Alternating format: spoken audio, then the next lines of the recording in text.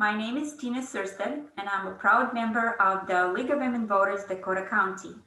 I would like to welcome you to the Candidate Forum this evening. This event is being broadcasted and recorded via Zoom.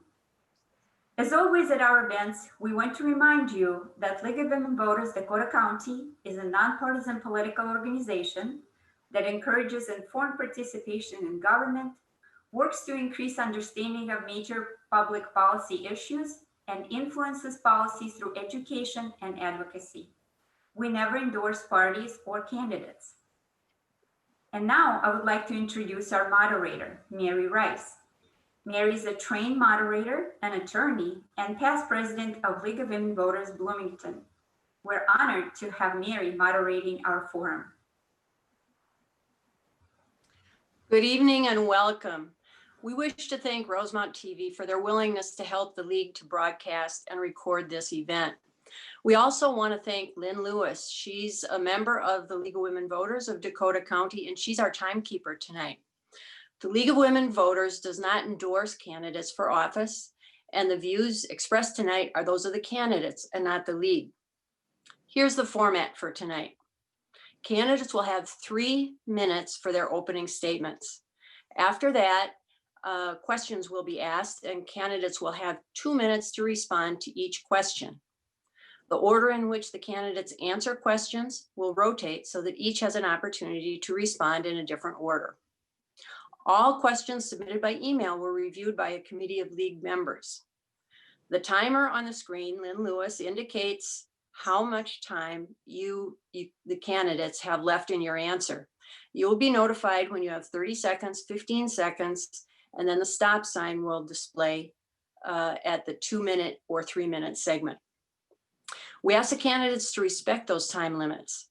The moderator may mute your microphone if you exceed the allowed answer time.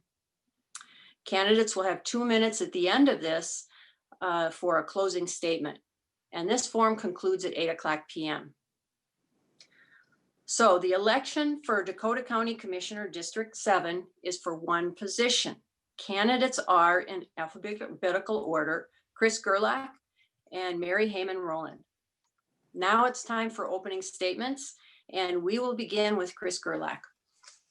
Well, good evening, Tina and Lynn and Mary and all your members and everybody who is tuning in. I appreciate this opportunity. And I think what I'll do for opening is I'm going to talk a little bit just briefly about myself, if people want to know that as a candidate, and then answer the question of why am I running and what's going on with the county. So first, history with Apple Valley. I was born and raised here my entire life. I went to Apple Valley High School, class of '83, and then on to the College of St. Thomas. I enrolled in Air Force ROTC. It was a political science major, and went into the Air Force. So I was active duty for 5 years. I was a captain and a crew commander for, back then during the Cold War, the Minuteman II ICBM missiles, missile operations. And during that time, I had a chance to earn a master's in business administration degree as well to continue our education. I decided not to stay in for a career in the Air Force, came back to Minnesota, back to Apple Valley, and having been gotten involved in the local community now as a returning adult. I ran for the Minnesota House of Representatives and won in 1998, Minnesota Senate in 2004. And my last 2 years in the Senate, I was the chairman of the Senate Commerce Committee, and then for the county board, bring me closer to home in 2012. So that's what I'm running for your election for. The question is, well, why am I running? And that's a basic question everybody wants to know. And I think the reasons are no different than almost every other candidate, and that is a desire to make a difference, a desire to have an impact, to contribute and participate in all of those larger issues that we care about.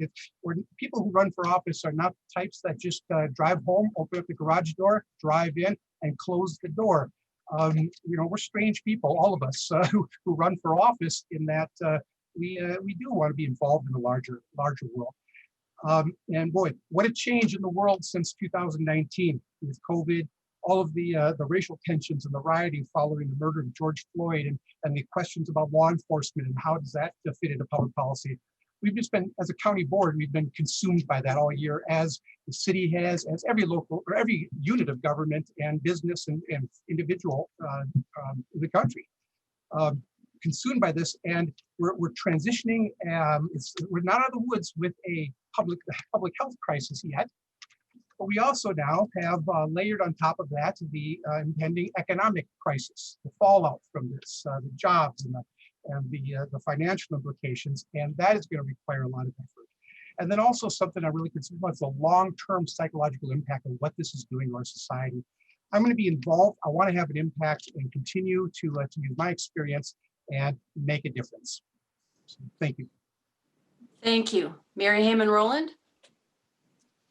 Well, thank you very much to the League of Women Voters. I wear my mask for you. I wear my mask for everyone. And as the commissioner has said, this is a time that we have never experienced in our lifetimes, with the truly pandemic, the civil unrest, the economic challenges that we face.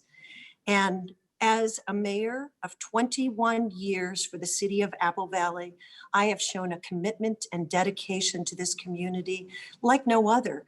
I truly believe that we've created a great team in the city of Apple Valley that has been able to accomplish many things, like a AAA bond rating, like roads that are reconstructed for no assessments. I believe that we can build a bridge to a brighter future by investing what we value. During the pandemic, I witnessed that people wanted to go to nature. And so championing parks and trails and open spaces for well-being and quality life is something I'm going to do. Prioritizing people-focused transportation, including safe pedestrian and bike corridors, is another thing that is really important.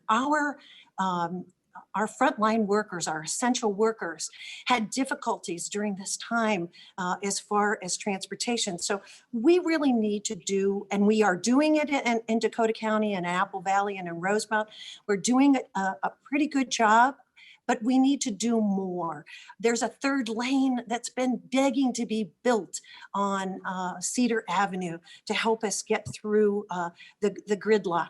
But we also need to have other modes of transportation, like transit. Also, during the pandemic, we have faced difficult times for education, our businesses, our telemedicine, with our broadband. And as much as we have broadband in this community, it can be even more. It can be robust. And so I want to work on promoting an economical broadband development through a private-public partnership, and I serve as the vice chair of the Dakota Broadband. My background is in public health, and so it makes a total sense for me to take this next step to the county. I have worked all through the pandemic to assure that our citizens are made sure that the congregate care facilities are safe and that our citizens are safe. I want to take this time to thank you, the League of Women Voters, for your civic engagement, for allowing us to be able to communicate our priorities. And I'm looking forward to it. Thank you. Now it's time for the questions. And the first question will go first to Mary Hamann-Roland. Here's the question. Do you think Dakota County is healthy and successful? If so, why? And what would you do to ensure that Dakota County stays that way? If not, why not? And what would you do to change that? Well, I do think that Dakota County is healthy, and I'm just going to quickly healthy and successful. I do believe that it is, but just as I outlined those 3 priorities, we can do better. And see, I've always been, as a mayor of 21 years, I see our organizations as continuous improvement. And so we need to make sure that when we roll out our transportation systems, that they are safe, that we have connections, that for people, that people use the systems, and we have to make sure that we finish them. There's a project on 42 that is really important, that is going to be addressing intersections And we have to make sure that those are safe intersections for our children to cross, our people to cross, our senior citizens to cross.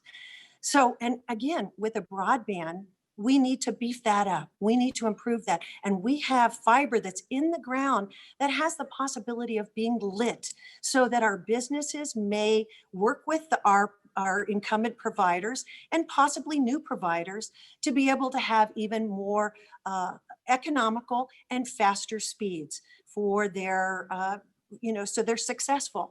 So yes, I love Dakota County. It's a great place to live and work, and it can even be better. Let's make it a county that is world-class. And I think I'm finished with my answer. Chris Gerlach?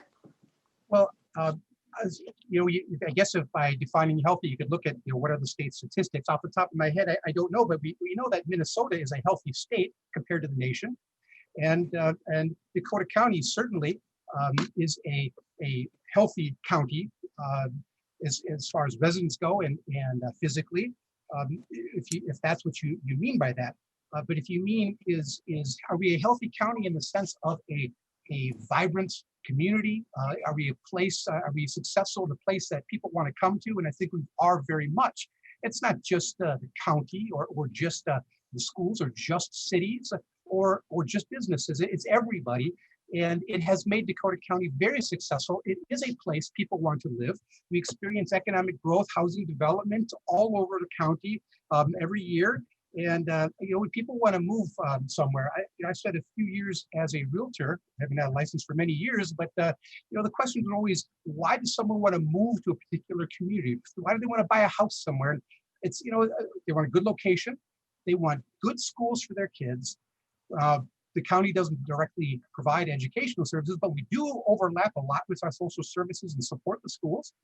They want safety, public safety, and that's our city police departments and our county sheriff. And we have a safe county, a safe environment. And also amenities, things like we've mentioned, parks and trails, libraries. We have 9 county libraries that we've been struggling to try to figure out how to safely open so people can use and participate in those services the best we can in a safe way. Certainly park usage has been going up through the roof here in these past months. But those are the things people are looking for. And yes, we're successful because we have high marks on all those things.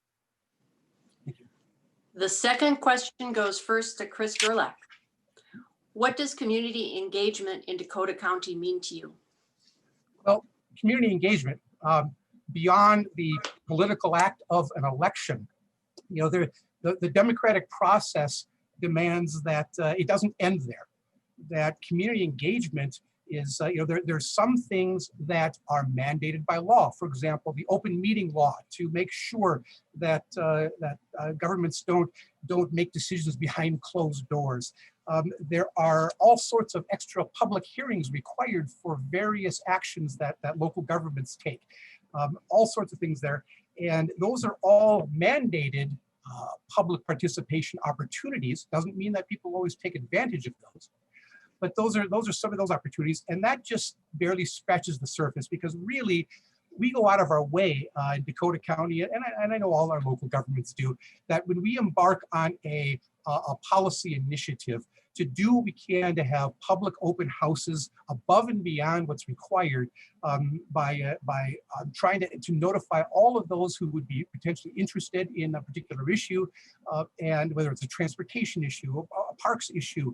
We recently released for public comment the groundwater protection plan. And we release plans all the time that, after they're reviewed by the Planning Commission and the board, release them for public comment. And we take all of that information and put it together to make the best public policy possible. So community engagement is the wide range of those things. What's mandated, what we do above and beyond, but it doesn't work unless people actually take an active citizen participation role in that and take advantage of those opportunities. Hope to see a lot more people and a lot more open houses and meetings. Mary Hamann-Roland. Well, thank you, Mary. And I would say that from the very get-go, community engagement is what we're doing right now in this moment. And I want to thank the League of Women Voters for always being engaged, being able to have forums where you talk about issues and public policy that are really important to every person's life every single day. The commissioner talked about a variety of different ways in which we engage in open meetings, but I want to kind of expand on that to think about how we do it with our police department. Our police department is, and I can speak to Apple Valley, but I can also speak to Rosemount as well. We are doing cultural competency with our police officers so that not only are we engaging as our as the mayor and city councils, but our police departments are engaging with people and they're learning from different cultures how we do it in a way that really serves everyone. Our Boy Scouts, our Girl Scouts, they're community engaged. They're doing work in their in our parks and doing cleanup. They come to our city council meetings. They come and have meetings with me. Our schools ask me to come in and speak at our schools, and there's community engagement that's going on there. Our meetings, our public meetings, I would like to see more people involved in those in our open houses. But I think about community engagement is voting, our voice, and our action, and always our action speaks even louder than our words do. Thank you. Our third question will go to Mary Hamann-Roland first. For many residents of Dakota County, it is difficult to access county board meetings, which are most often held during work days when many cannot attend. How would you make board and other meetings more accessible to county residents? Do you support video recording meetings to help meet the intent of the open meeting laws? Why or why not? Well, it's interesting. Thank you for that question, because when I started listening in to the Dakota County meetings, I found I had a real difficult time because my bandwidth was challenged at that time to be able to get on to the Dakota County board meetings. Fortunately, I was able to rectify that situation. So for people who can't make it during the workday, that is a challenge. And I do think that it's important that the meetings would be recorded so that people can listen to them. And we can put that on our websites like we do in the city of Apple Valley, we do in Rosemount and also in Farmington. So I do believe that people want to know, they want to be a part of it. They want to understand what's going on. But like I said before, in terms of community engagement, people want to have a voice. People want to be able to not simply vote, but they sometimes want to come before either the city council or the county board and be able to express their thoughts and maybe sometimes appreciation. I've watched that as well. So like I said earlier, we always can do better, and having an organization of continuous improvement will make sure that people who want to be actively involved can and will be actively involved. I want to make sure that those meetings are recorded, that people have access to them, and it's really easy to find on the website. So there should be a very clear and simple way for people to be able to do that. I think that's kind of the next steps that will happen for Dakota County. So thank you for that question. Chris Gerlach? Well, I'm trying to figure out what the new normal is, actually, because now with our meetings, in fact, just yesterday, we had our first, what we were calling our hybrid model meeting. We're wrestling with a lot of the COVID-19 impact on what do we do about these public meetings. And for the last 6 months, they've been entirely online, and that entirely online loses something. We lose some interaction. We lose the ability to really grasp some of the issues, or to have a conversation. It's difficult to do that entirely for an extended period of time, month after month after month. And we wrestled with how are we going to do this technologically. So there's been a lot of changes and upgrades to the county board room to enable the others within the county, both staff and and also the public, to be able to access it. And we're making improvements all the time. And if there are issues or connection problems, we've got folks that can usually try to provide some answers and help to do that. On the time of the county board meetings, now I don't know what all the history is. When I joined the county board, the meetings were set up on Tuesdays at 9 a.m. The legislature meets during the daytime and evening and overnight. Everybody meets at different times, but I could see how that could be a hindrance. But really, I think the real value of going back to the previous question of the community engagement is, don't wait until the county board meeting and try to influence any kind of decisions or outcomes. You really need to be involved much earlier in the process, and so don't rely on just that final moment, but be involved earlier. Okay, question number 4 will go first to Chris Gerlach. How will you identify stakeholders, either in your district or in the county at large, when decisions are being made?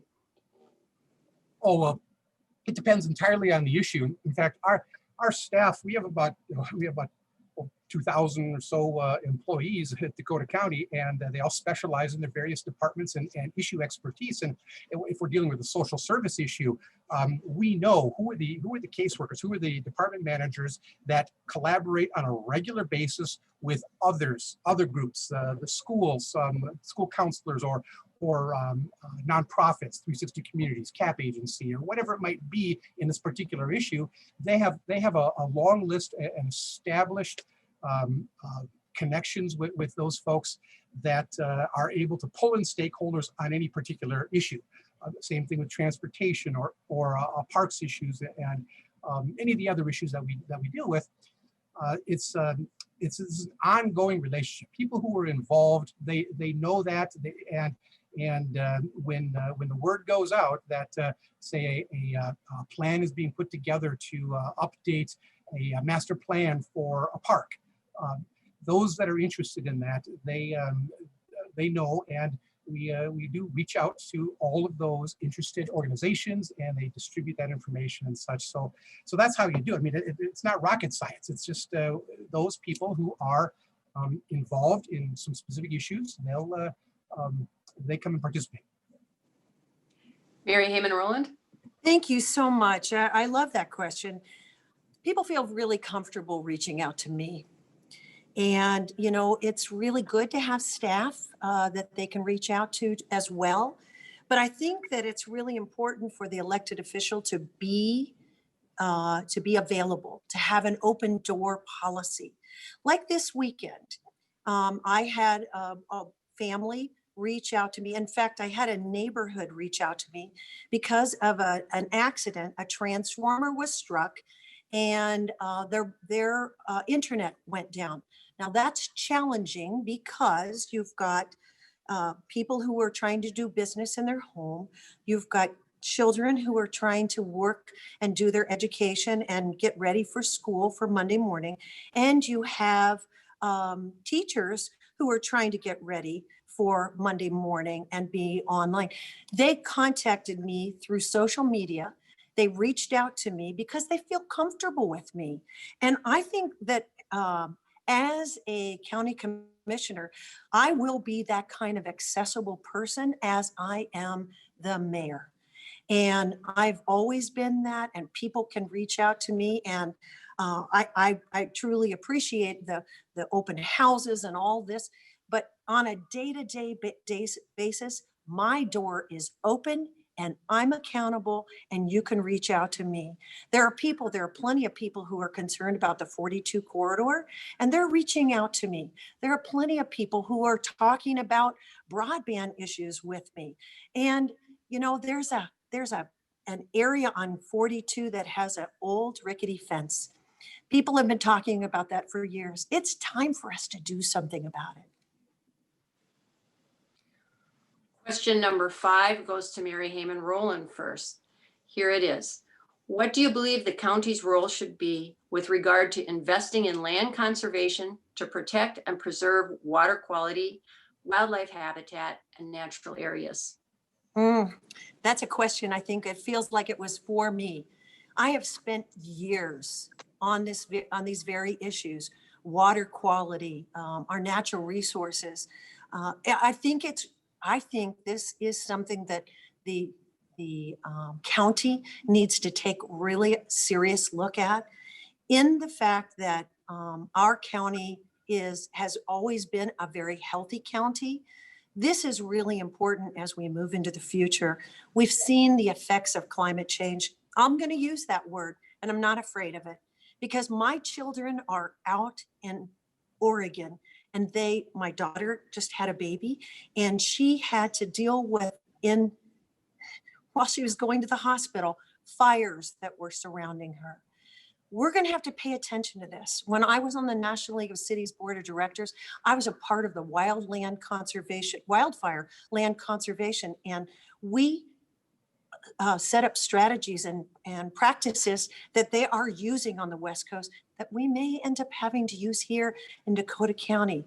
Our environment needs to be paid attention to. And we need to assure that we protect our water, that vital resource that's so very important. And I know that other places like Arizona wanted to purchase our water, and they may not want to stop because they're limited in what they have. So we must do everything that we can. I think it really is a good idea to explore the possibility of land conservation. We've done that in Apple Valley in some of our developments. And I think it's time for us to do that. I know that at Shars Bluff, they're looking at some more land conservation possibilities, and I would like to be a part of those decisions. Chris Gerlach? Conservation is something that has, that's best enacted at a larger level, and the county is certainly a large enough entity in order to have some effect and impact on this. I think it was 2002, the county had put forth a referendum that was passed by the voters and allowed for bonding authority of $20 million over many years that leveraged enormous amounts, many more tens of millions of dollars from state and federal sources that enabled the county to go and purchase conservation easements, not owning land outright fee title, but getting the conservation easements to protect vulnerable areas primarily for water, groundwater, and to make sure that is protected. And that had been very successful. That was done, and unfortunately, a recent vote a few weeks back had failed we had a proposal to put a similar referendum to renew on the ballot now, about 18 years later. And it failed on a 4-3 vote, primarily due to the uncertainty with the COVID, putting a referendum on the ballot. Some thought that was not the right way to go. But I thought, I voted for it. I wanted to put it on the ballot because I think we should have passed it. It would have passed had it gone to the voters, because water quality is a top-rated issue and is incredibly important, not just to me and to mayor and the city and everybody, but it's critical to everybody. Knows it, I guess, just intuitively, that water quality is a critically important issue. We've at the county, when we have reviewed master plans, we have boosted the conservation element of those plans, and the balance between recreation and conservation. And I'll tell you, maybe we can talk about the groundwater protection later. I don't know, but there's a substantial report here. Well, I can stop here on groundwater that we put forth. So, thank you. Question number 6 goes first to Chris Gerlach. Here it is. Dakota County is in the process of building a network of bike trails for recreation and transportation. In some places, this has led to conflicts with the preservation of natural space and wildlife habitat. What is your position on greenways designed to accommodate high-speed bicyclists being constructed within Dakota County's nature-based park system? It underscores that issue. It's a great question, because it underscores the constant struggle when you have a diverse county or you have an amenity that a lot of different people use. When you take a look at a county park, people use that park because they hike, they ride horses, They ride bicycles, they camp, they use the lake, the beach, water, all sorts of things, and the list goes on and on, winter activities, skiing and everything else. And those activities frequently come into conflict with trails hitting up and different uses of times and such. And we are constantly struggling, trying to balance all of those interests, because we want our parks to be both accessible for recreation. At the same time, we want to make sure we preserve that natural resource and don't overdevelop. Some opinions would say that you're overdeveloping. Others would say, why can't we use this land here for whatever recreational purpose? And every time we have we open up a master plan or we look at some issues surrounding a park, we get a lot of folks. It's a very high interest issue area. Our planning commission at the county spends a lot of time on parks issues. In fact, I was talking to our one of the planning commissioners recently, and he said, boy, last year they spent about 90% of their time on parks issues.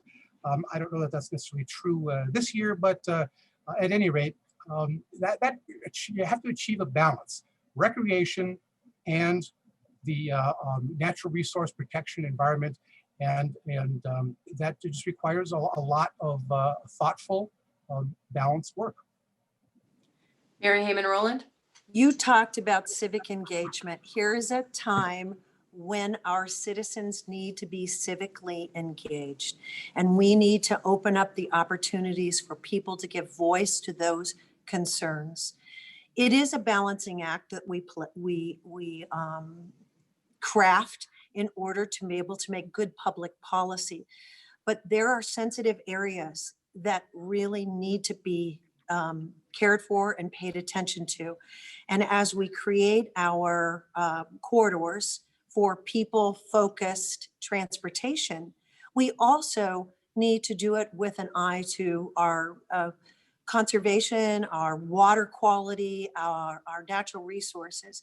So we know that these are all, they're going to go away. And we watch as the fires burned on the West Coast, those natural resources going away. We have to do everything in our part to know and to listen and to take care of those wetlands that are so vital, so important to our whole habitat and environment, our life, so that we can breathe, so we can have good water.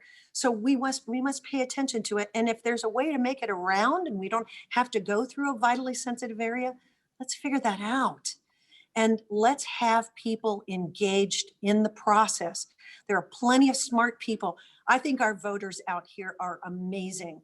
The commissioner talked about back in 2002, we voted for conservation. We voted to protect our natural resources. I think there are plenty of people that will help us to be able to figure out a way to get those corridors built and do it in a way that is sustainable. Thank you. Question number 7 goes first to Mary Hamann-Roland. What measures should Dakota County pursue to make it safer for pedestrians? Well, thank you for that question, because that was kind of one of my opening pieces. Over the years, we created a system of arterials that helped move vehicles through very quickly. And I get that. You have to move lots of vehicles so that you don't have congestion. So there's a piece of that has to happen. But when you create a system that forgets about the pedestrian and forgets about the bicyclist, then you're going to have conflicts. And so from the get-go, we have to think big. We have to think about the big transportation system and how we can make it people-focused so that neighborhoods don't get divided. We don't create a 6-lane freeway through the west side of our community in Apple Valley. That could happen. We create connections that are bicycle friendly. We use lighting so that people feel safe. We create corridors for our bicycles that connects to transit, for people to connect to transit. And we create a system where everything works together. But the first question we ask is, how do people use it? And how are people safe as they use it? And when we do that, I know engineers are starting to design differently in our county because we've had some tragedies. And it's time now for us to think, how does it affect people?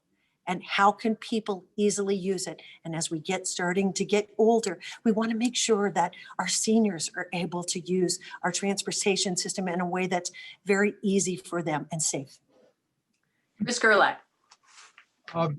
It's a problem that has been increasing over the years as we have grown, added more population, and certainly the traffic. But the answer is, well, probably is many things, but one of the biggest things that we can do for pedestrian safety is for areas is simply separation. Separate pedestrian area from the busy road wherever we can. And we do that with trails along the roads so that we don't have to have people walking or riding bikes in the road. That's critical. Whenever we build a county or make improvements or whatever we do that along county roads, we're always working with cities in trying to make sure we can add those kinds of connections. The other thing would be, it's more expensive, but pedestrian bridges where we can, where it makes sense, and tunnels, underpasses in certain areas along greenways and such to connect parts of the cities and the county. We're working on right now. In fact, just a couple weeks ago, we had an open house on Zoom for a pedestrian bridge over 140th in Cedar there, because that is a difficult road to navigate across if you're a pedestrian. The width of it is such that it's hard to get across in one light. So we're looking at doing that in these areas there. Those are a few things, but the bottom line for pedestrian safety is multifaceted: traffic calming measures where they need to be, use of lights or signals and such where it needs to be, but really wherever we can, separating pedestrians from traffic is the most effective way to avoid tragic accidents, which happen all too often. Okay, question number 8 goes to Chris Gerlach first. A recent study indicates that Dakota County's mass transit system needs to be revamped and is operating without any sense of cohesiveness. As a commissioner, how would you use this study to improve mass transportation in Dakota County? What do you think needs to be improved? Well, there's a school of thought that says centralization will bring efficiency and this cohesiveness. There's another school of thought that says, well, if you do that, you're sacrificing any kind of local control, local oversight, local participation in the decisions surrounding transit. And that's a tough question. So sometimes it makes sense to have aspects of public services more centralized, and sometimes not. I think that Apple Valley and Rosemount is served by the Minnesota Valley Transit Authority. I represent the county board. One of my assignments is to be on the MVTA board. It's currently chaired by Apple Valley City Council member Clint Hubot, and it is he's done a fantastic job, especially in this environment where transit has been really taken a tremendous hit. Express routes are down over 90% ridership and such. So I don't know that now is the time to really try to refurbish that piece of transit. I think what needs to be done is we need to maintain as much local control through the opt-out system of our local transit service, the Minnesota Valley Transit Authority, not have it gobbled up entirely by Metro Transit and the Metropolitan Council, maintain some of that local oversight for quality of service and for for safety and route control and those sorts of things, so we can meet the needs of our folks locally and make those local decisions. So I'm not willing to sacrifice all that just for the sense of a larger cohesiveness. I don't think that that's a good trade-off. Mary Hamann-Roland. Thank you very much. And I'd like to recognize Councilmember Clint Hoopaw, who's doing a great job on the MVTA. And I serve as the Vice Chair of the Transportation Advisory Board and advocate for suburban transit authorities. I believe that suburban transit authorities are really important because they really help create a regional solution. Now, COVID-19 has changed so many things, but I do believe that we need to, we'll eventually get out of this pandemic, and we need to be ready. And we need to think about what our future is. And I'm a planner. We need to think about what our future needs to be. We need east-west connections. We need east-west connections that help thicken our system for our transit. And the more we can have opportunities for people to be able to use public. And in fact, I want to tell you, this weekend, I was just at someone's house and she said, please press for more transit in our area. We're essential workers and we need to be able to get to work. And so while it is a tough time right now during COVID-19, let's plan and let's think about how Rosemount, how we get transit down to DCTC, and our young people can get to school and our essential workers can get to work. Transit is an essential element in a complete transportation system that is people focused.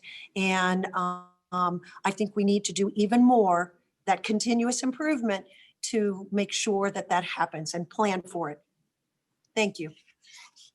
Question number 9 goes to Mary Hamann-Roland. First, how would you go about increasing reverse commuting opportunities for workers and students who live in Minneapolis and St. Paul to get to a job or school in Dakota County, especially if work or school is outside of a traditional 9-to-5 day?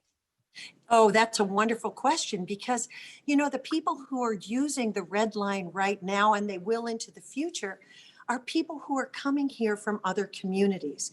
In fact, Uponor, who is one of the large green manufacturing in Apple Valley that's expanded 10 times since I've been mayor in our community, they need that reverse commute so that they can bring more employees to the manufacturing company. And they want to hire people from North Minneapolis who have an interest.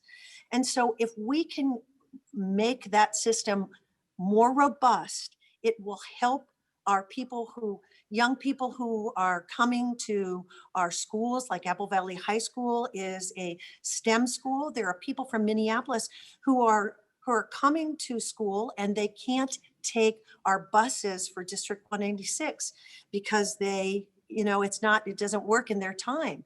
So we need to assure that we build a system and plan for it so that we can attract employees, so we can expand the businesses in our community, and we can bring a great workforce to our community so that we can keep that vital. And when we do that, we're going to help people and we're going to help business. Thanks so much. Chris Gerlach. Well, first I would ask the, I guess, somewhat facetious question of why would you live in Minneapolis and St. Paul, drive out to Dakota County, and then actually go back to live in Minneapolis or St. Paul? It wouldn't take very long before they'd be calling a realtor and moving to Dakota County. They are doing. And they would work where they live. And so, I don't know.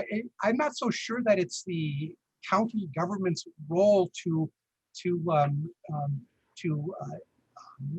sort of set up those employers who are able to allow for reverse commuting. So much of that has to do with, it's driven by the workforce requirements as businesses, before COVID-19, People were struggling to find employees, and some still are yet today in certain areas. But they were bending over backwards to find ways in which to get workers to come, and really they're going to do that now. They're going to set up those shifts. They're going to set up those opportunities, and as the demand increases, we can react to that and support that through modifications to our transit service. Again, as I said, if we can continue to manage our own local service through MBTA, we can respond to those services through Red Line, Orange Line, or whatever the other transit lines, and help to meet those needs. But it's up to private business really that's going to create the demand for reverse commuting. They are. Question number 10 goes to Chris Gerlach first. How would you describe Dakota County's relationship with the Metropolitan Council? What changes, if any, would you like to see in that relationship? Oh, well, I'll tell you, I think it's improved somewhat of late. And a few years back, I know some of your members are certainly aware. Myself and county commissioners and city officials, city council, and some mayors from some other metropolitan areas, we got together and we were really questioning that local government Met Council relationship. And there's a lot of good people working at Met Council, but it's an organization that through its governing structure is essentially a state agency. All the members are appointed by the governor. They have a constituency of one. That's all they have to answer to. And they're not really representative of any of the communities. They may live there, but again, it's you got to remember who gave you the job. Was it the voters? No. In the Met Council, it was one person, the governor, and this creates a very lopsided governing structure that cuts out a lot of local involvement, local policy making. The Met Council has become very, very large and excessively so in many areas. But it's an entity that exists that we have to deal with, and we try to do what we can. Probably the biggest area of contentions lately really has been transit issues. But we've had some good success with some housing issues and some other areas that have improved. I was on the Metropolitan well, I still am. I have been for the last 8 years on the Metropolitan Geographic Information Systems coordinating group among the metropolitan area, and that's run by the Met Council, and they've done a fantastic job making data available to local governments and individuals that reducing barriers to all that data, and that's an example of some success there. So it's an ongoing struggle. We're always trying to improve it. Mary Hamann-Roland. Sure, that's another great question. Commissioner Holberg is actually is the chair of a blue ribbon committee that's looking at the governance model of the Metropolitan Council. And let's think about the Metropolitan Council. It was the very first planning organization for a metropolitan area because, quite frankly, we need to coordinate. We need to coordinate and cooperate with cities and counties. And collaboration is really key to successful governance. And so I'm excited that Mary Liz Holberg is the Blue Ribbon Committee Chair and representing Dakota County. Our relationship and my relationship with the Metropolitan Council is good. We have Wendy Wolf, who is represents us in our district and does a really fine job for us. I serve as the vice chair of the TAB, which is part of the Metropolitan Council. And I also have served for 8 years as the Livable Communities. And prior to that, our council member Ruth Grendel served for I think at least 6 or 7 years on as the chair of the Livable Communities. Do we have our challenges? We do. But remember what I said very early on, and I'm all about consistency, is that organizations always need to have continuous improvement. And there are some things that we could do, I believe, and I think that the Blue Ribbon Commission will show us, like, for instance, the choices that we make for the representatives for the council members, that could be staggered terms. So there's some very practical things. I don't think you need to throw the baby out with the bathwater. I think the Metropolitan Council is actually an exemplary organization that has won national awards. So let's take what's really great and let's make it better. Thank you. The final question will go, which is question number 11, will go first to Mary Hamann-Roland. What do you believe is the most serious issue facing Dakota County? Well, that's a big question because there's multiple things that are happening right now. There are challenges that we face with the pandemic, and right now, the Dakota County is actually the number of cases is 5.1% increase, and it's kind of higher than Hennepin and Ramsey County. And we understand we have a wonderful, wonderful director, Bonnie Brusoff, at Dakota County, and she has been a great partner to work with. But we've been challenged because people are gathering and activities, and so we are our cases are exploding. Now, this is a challenge because if our hospitalizations get to a point where we can't handle it, then that's going to be a real challenge. So the pandemic is one of the pieces of the challenge, but the pandemic also has caused our businesses to be so challenged. And so, the economic challenges that our small businesses that are facing. We're working with it. I know the county's working with, the city's working with the CARES money to be able to bring grants to them to help keep them afloat. The most difficult thing, it will break your heart to watch a business fold, especially one where everybody has put their hard-earned money into helping to create and make their families go. And so we're trying to make sure that we can help people with that. But also, we're challenged now with kind of the third piece of this, and it's how we keep our kids safe and keep our kids safe in school. And how is that going to be with the pandemic? So there's so many things that are going on with that. And that isn't even my top 3 areas that I'm working on. So those 3 areas actually are helping us in the pandemic. They will help us be more, to achieve better outcomes. Chris Gerlach? Well, a year ago, the answer probably would have been completely different. It would have been something like transportation or environmental conservation or something like that. But now there's no question. The most serious issue is the COVID-19 and how are we dealing with that? And the good news is that the curve has been flattened. That 6 months ago or 4 months ago, we were very, very concerned about overwhelming the hospitals. That hasn't happened. The Dakota County statistics, actually, if you want to just Google the Dakota County COVID-19 dashboard, you can get a lot of statistics that are tied into that. There's been over 7,000 cases in Dakota County. Fortunately, only 529 have ever been hospitalized, and there's currently only 25. This is in the hospital today, and that's as of September 22nd. Sad news is that there have been 125 deaths related to COVID-19 in Dakota County.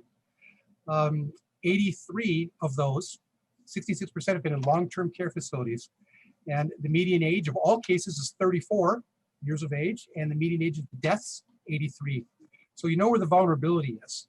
And one of the most pressing issues we have is making sure that we have the adequate testing and doing everything we can in congregate living facilities for our seniors that we can. And we've got testing programs and things we've done to make sure that we can avoid that statistic as much as possible. We've been doing all sorts of things with the Federal CARES Act spending $52 million from the federal government in trying to get that out to people. Small Business Relief Program, we put $13 million into that following the criteria from the state DEED or Department of Economic Development program, and trying to help as many people. But COVID-19 is the #1 issue. Thank you. And now it's time for closing statements. Each candidate will have 2 minutes to make a closing statement, and we'll begin with Mary Hamann-Roland. Well, thank you very much, Mary. I want to say thank you again to the League of Women Voters for this civic engagement. It's an honor to be your candidate for Dakota County Commissioner District 7.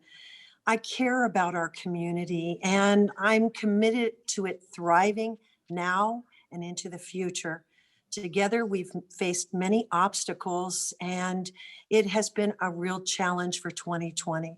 But I have real faith in our electorate, and I have faith in our community that together, our dynamic response to these challenges will create an outcome that will benefit us all. And we need to have it benefit us all. I want to thank you for your vote. I want to thank you for trusting me to represent you for the last 21 years as the mayor of Apple Valley and for 6 years on the school board. And I ask you to go to maryforcommish.org and you can find out lots more about what I've done, my education, my background, and ask any questions that you wish. So thank you so much again for the League of Women Voters, for the great work that you've done, putting this on. Thank you, voters, for voting for me. I am very honored to have your vote and appreciate that you took the time to be able to listen to our forum this evening. And I want to thank our commissioner. Thank you, Chris, for engaging in this. And there's a lot of good that can come out of civil discourse. And I appreciate that civic engagement. Thank you so much. Chris Gerlach.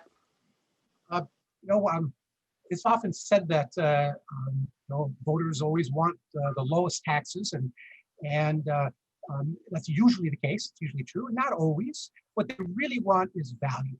They want a good value for what they pay. We know that Minnesota is a high tax state, but in Dakota County, they get both low taxes and good value. Dakota County has the lowest per capita property tax in the state. That's 87 counties in the state of Minnesota. Dakota County has the lowest, number 1. And now that is a result of numerous things. And it's certainly not just me. I participate with a group and other commissioners over the many years who have charted a very fiscally conservative course and managed the budget very well and put us in a very strong financial position.